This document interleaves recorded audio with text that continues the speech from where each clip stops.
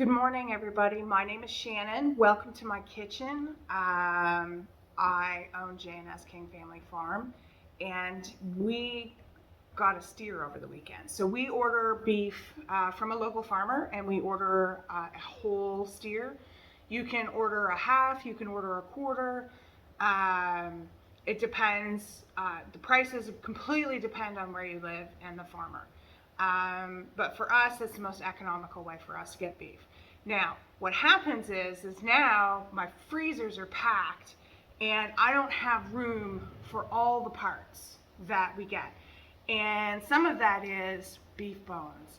We make all of our own stock. If you're buying a steer, typically you're paying for what they call hanging weight. And hanging weight means the side of beef hanging at the processor without a hide on it, and you're paying for the fat, you're paying for the bones, and anything else they're going to trim off. So it is very much worthwhile asking your processor to save as many bones as they can save for you.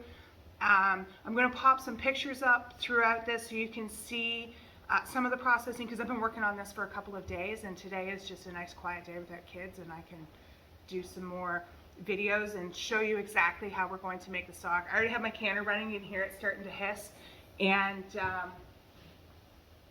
looks like it's venting nicely, so I'm just going to set my timer for 10 minutes to vent. Start. There it goes. Okay. And then when that timer goes off, I put the weight on, and then when the rate starts to rattle, then I start my time for broth. So anyways, I've already got one batch of beef stock going. We like to do it in these countertop roasters. They're huge. You don't have to have one of these. The reason I use it is because it gets this off my stove. And yes, I have a nice big stove. It's a 6-burner. But this is going to sit for at least 24 hours, and that's a lot of time sitting on the stove with the flame going. So these countertop roasters, they work really great. You can pick these up dirt cheap on Marketplace, on Kijiji. We're in Canada, maybe Craigslist or something like that in the US. I don't really know. After Thanksgiving in the US, because people get them and they're like, yeah, it'll be great, it'll be off my counter, and then I don't really need it. So I recommend looking around at a yard sale or a rummage sale, or just online, see if you can find one used. The older ones seem to work a little better too. So, and it holds a lot. I can get 3 roosters in here that were about 16 weeks old at processing. I can get 3 roosters in there, and I end up with 7 quarts of stock when I'm done. That's a lot, and that's a whole canner load. So when you order your beef, now you don't have to order it. You can go find a processor if you want to make beef stock, and find that processor and say, hey, I'm looking for soup bones to make stock. Now soup bones here, if you go to the butcher, they come, it's the shank, and it comes with meat on it. You don't really need that. What you want is the shank, and you can see like this here, this is like the hip joint, and you want these, and you get the marrow in them. I cooked these yesterday, so they were in the fridge, so they're not too hot for me to handle. You can also get, these are your marrow bones, and I like to, you can ask your processor for them, because not everybody takes these. So most people, when they get a side ordered or they order a whole steer, they take steaks and burger, which is a real shame, because there's some really great cuts on beef that they're really missing out on. So I highly recommend going around, check your local processors, see if you can get this. Ask your local farmer, say, hey, you know, if someone got a side and they're not taking those bones, can I get those bones? You might get them at a reduced rate, because they're essentially their waste. So, and then when you get them home, you put them on roasting trays, and I'll pop a picture of that up because I was working on it a little bit at a time. I have the 2 ovens, and so I can do a whole bunch at once, but you've only got the 1 oven, that's fine. You can only do one tray at a time because you've only got one roasting tray. That's fine. Don't worry about it. But what you want to do is roast your bones because that's where the flavor comes from. You get this really rich stock. The other thing that you can do is once you've roasted those bones, a lot of fat is going to come out of that and it's going to be nice and clear. And I'm going to grab the jar.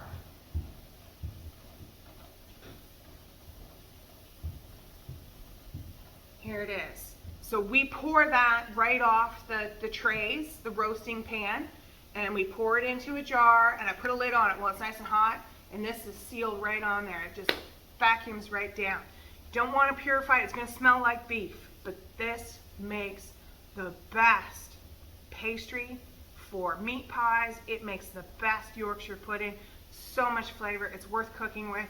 And if you paid for your bones, if you've paid for the side of beef you've got, you've paid for this. Don't throw it out. It's perfectly nutritious food. It's excellent for you. Lots of nutrition in here. So we'll put that aside. So what we have is we have the roasted bones, and I've got a bowl of them here. So I pre-roasted them, and I'm going to put them in this roaster, and we're going to add some aromatics to them. So let's get this out of the way. There's just the lid. So we're just going to put the bones in here.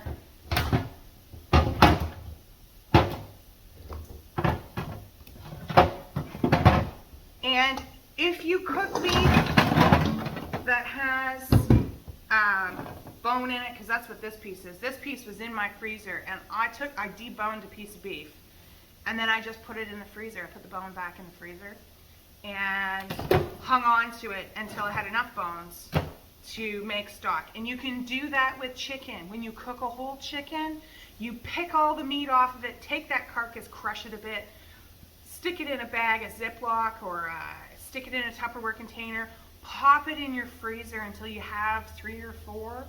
You can put it in one of these roasters here, and you can make chicken stock. And I'll show you the chicken stock that I'm doing as well, because we had some roosters we got to get out of the freezer so we can get the beef in the freezer. So we're going to add to this, we're going to add some aromatics. What are your aromatics? Celery. Now, you want the heart. You want the leaves, the part that nobody wants to eat. This is the part you want. When you buy celery, and you don't eat this part, what you do is you just cut it off, and you put it, you've washed it and everything, put it in a freezer bag. And then when you're ready to make stock, doesn't matter that it's been frozen, in there. I've only got 2 carrots left in my house. I don't know how that happened, but I've only got 2 carrots left. I'm going to get some this afternoon. I'll add more to this. I've peeled these because the peel was a little but if they're nice new carrots, just scrub them really well, maybe to pop that end off in there. Onions. I didn't bother really peeling these. I washed them. I took the root end off, okay? I took the outer peel off. And all we're going to do, I'm going to quarter that, we're going to toss it in. And I've got 2 here. Now, when you're doing your regular cooking, I'm using whole onions because that's what I've got right now because I've been making stock for like 3 days. So, because we have a lot to work with. So, what you do is when you're normally trimming onions and you take that root end off, if you wash all your fruits and vegetables before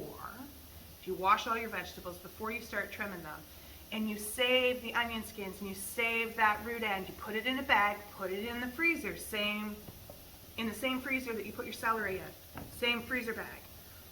And then when you're ready to do this and you've got enough chicken carcasses or you've got enough beef bones, you don't even have to do a pot like this. If you don't have one of these, stock pot on your stove will do just fine. It's not a big deal. So you can save all those trimmings. It makes a great no-waste kitchen, and you dump them in there. Now, a couple other things we're going to add is some whole peppercorns, and I'm just going to do that many. It's like a pinch, maybe a teaspoon. Let's make it 2. This is a really big container. Other thing I like to add,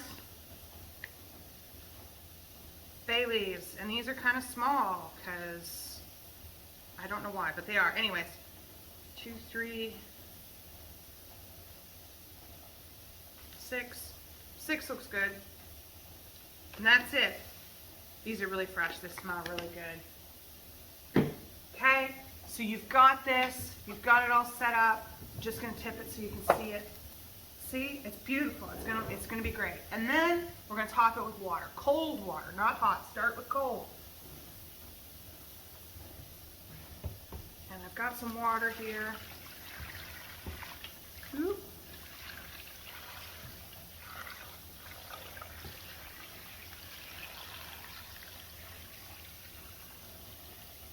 Well, I planned that really well because that's just the right amount. Imagine that. And so here's what you're going to do. Everything's underneath. It all looks good. Just to make sure we get all the calcium out of the bones, we're going to add a splash of cider vinegar. If I've got some handy here. Just a splash. Just whoop. Get rid of that. That's it. Helps get the calcium out of the bones.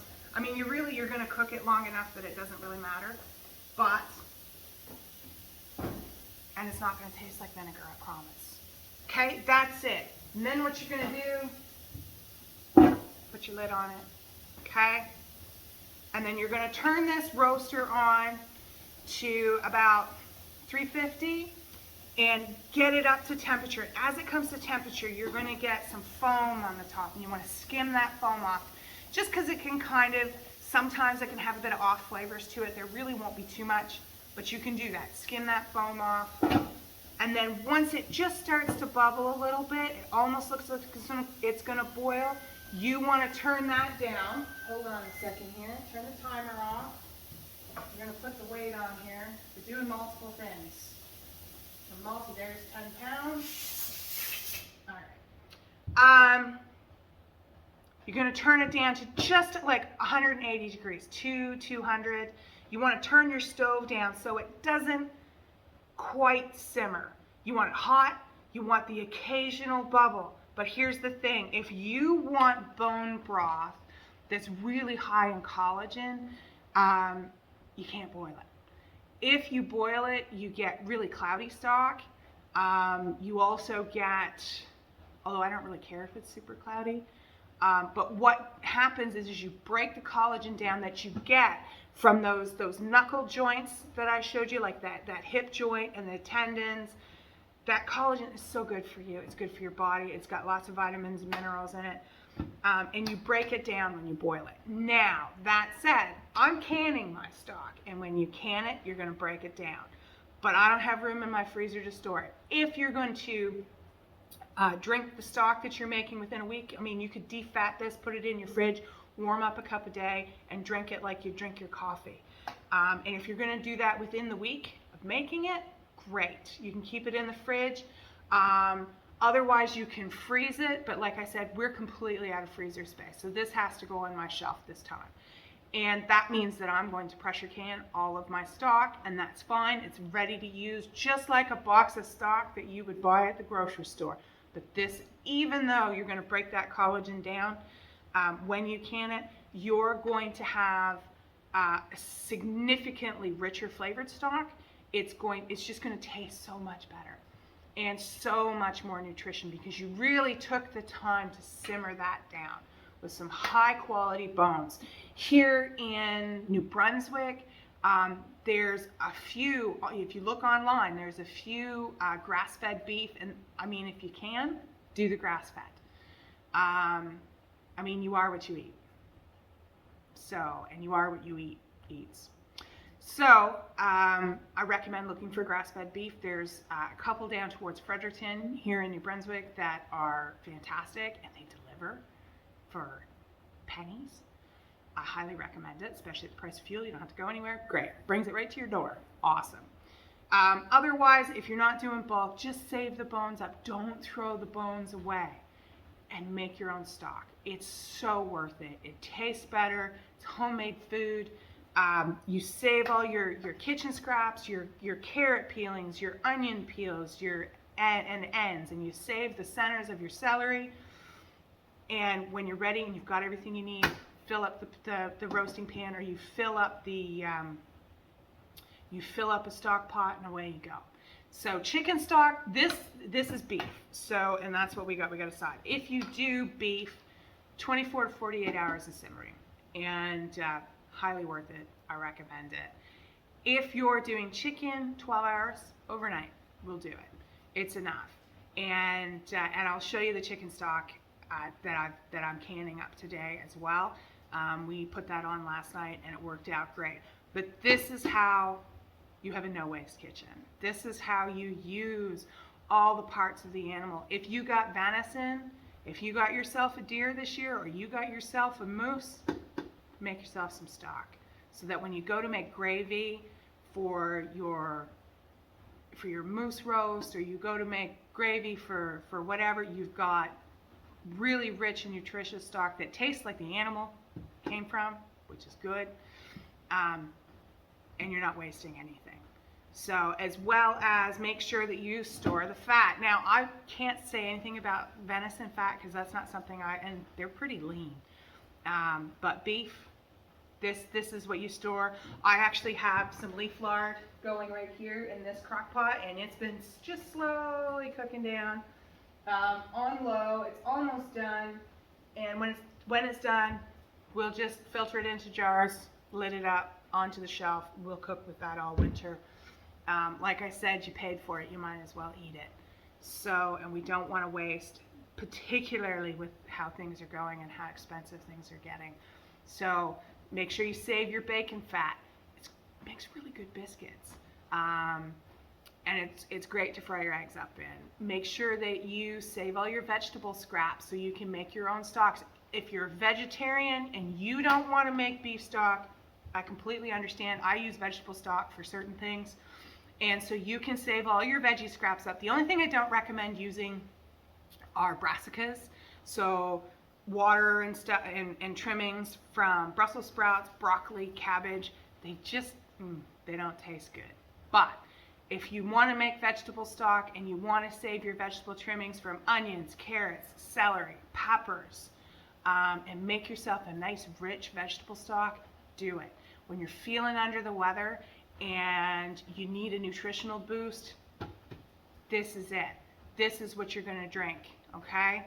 If you're on a clear fluids diet because you have an illness and you're fresh out of the hospital and they've asked you to just clear fluids, this is clear fluids and it's good for you. So much nutrition. You're going to feel so much better.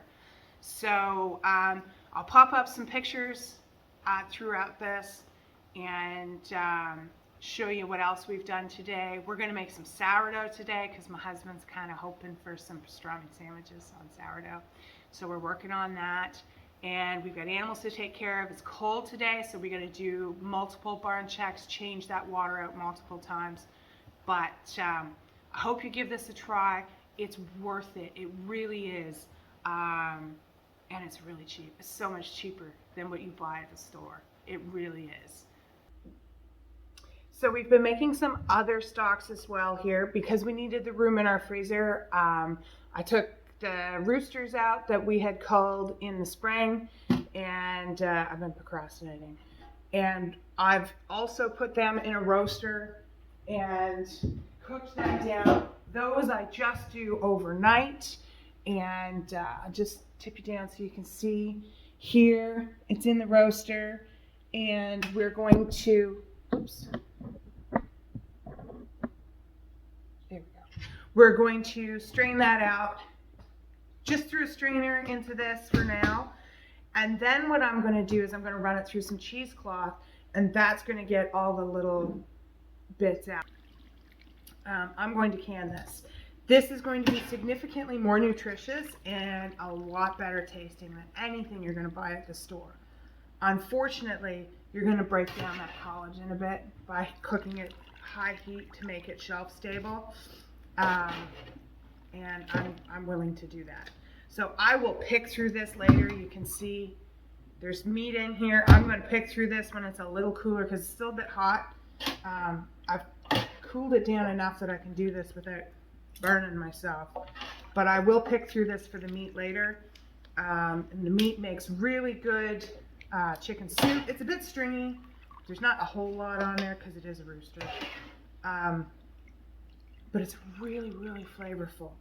And it's really worth eating. So I'll put it in packets.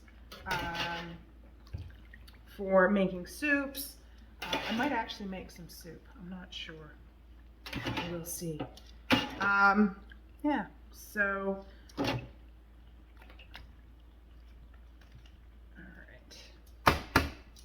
So we've done that. I'm just going to tip you down a little bit so you can see what I'm doing a little better. So now I'm just going to pour this through.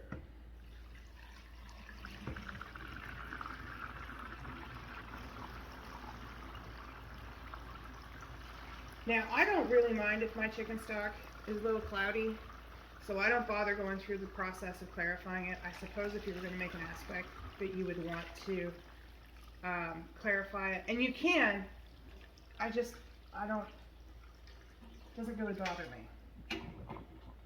Here we go. Now, this is sitting down in there.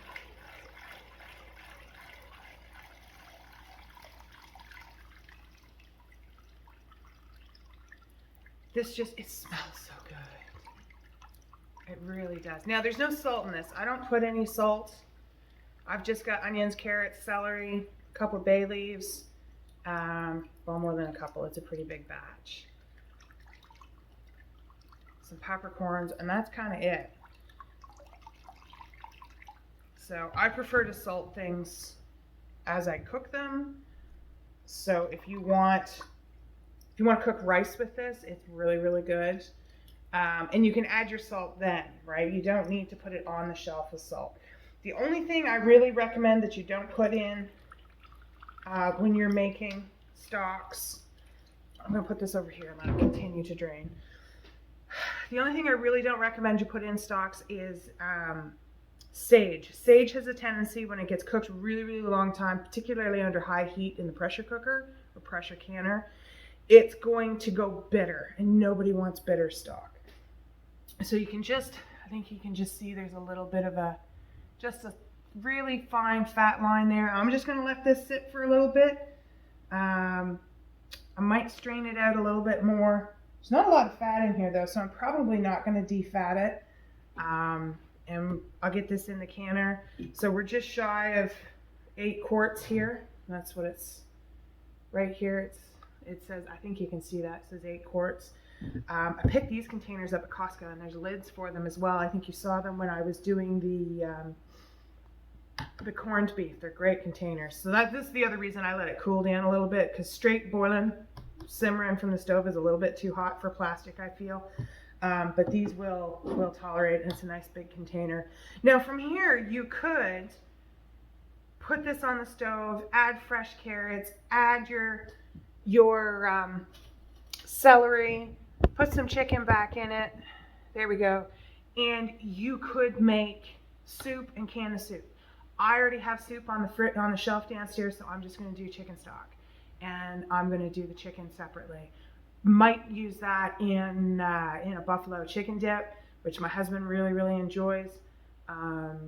And it does well in that, because you chop it up fairly fine. It doesn't matter that it's a little on the stringy side. It's not tough anymore. It's been simmered for almost 18 hours.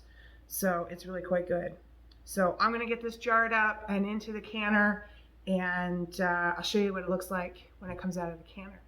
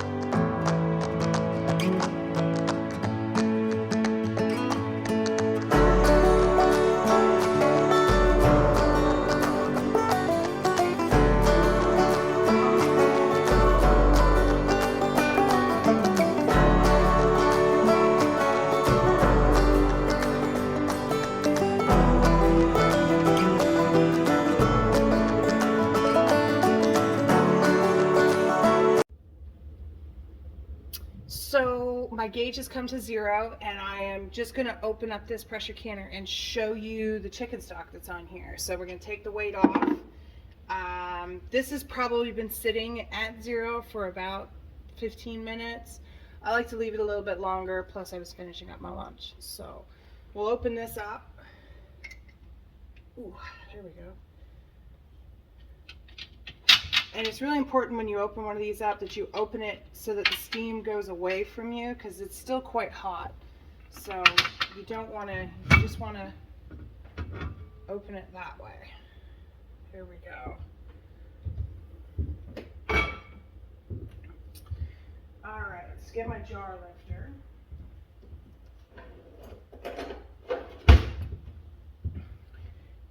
So this is a jar lifter. It's going to let you lift things out. Here we go. That's what it looks like. And it's still really hot. So you want to be careful what you're putting this down on. You don't want to put it down on anything cold. You really don't want to put this down on like a stone countertop, because you'll just blow the jars. So we're just going to take these out, let them cool completely undisturbed for 12 hours. These won't take as long to cool off as something that's actually chunky, but this is the chicken stock, and it just looks fantastic. And we ended up with a full canner load, which is 7 quarts. So there we go, and we'll be able to put this on our shelf and use it in any recipe that calls for chicken stock. You can use this. And it doesn't look like we really had any siphoning issues. Might be just a little bit of oil in there, so maybe a little bit, but nothing too serious. It looks like our level is about where we put it in. So there we go. So we just let that cool off, and if I was ready to run another batch, I would top my water up, put the jars in here, and away we go. We'd set her up and let her run again. So you can see, let's see if I can show you here. The jars are still kind of cooking away. They're still bubbling. So anyways, thanks for joining us, and that's how we store stock. That's how we store all of our bone broth, is on a shelf. I just don't have room in the freezer. So it works for us. It doesn't take up a whole lot of space, and it just tastes so much better. It's not comparable. It was really not. So anyways, thanks for joining us today, and we really love having you guys around, and I really enjoy showing people how to cook from scratch, to make really easy, simple food that doesn't cost a lot of money. And that's one of the things that it doesn't cost a lot of money to make it at home. And don't forget, you don't have to can this. You can freeze this. So you don't need any fancy equipment or nothing. Just freeze it, and that's just fine. So thanks for joining us today, and don't forget to like, subscribe, and share, and we'll see you on the next video.